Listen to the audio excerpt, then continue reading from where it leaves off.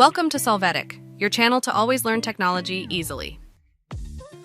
Below in the description, you will find useful links we used in this video.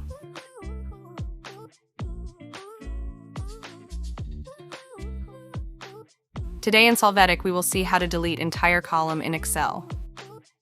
We will open the Excel document to see the current columns. After this, select the column to delete, right-click on it, and click Delete. You will see that this column will have been deleted.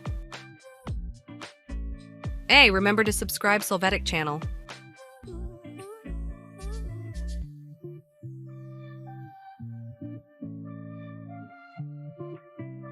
We hope it has been helpful for you.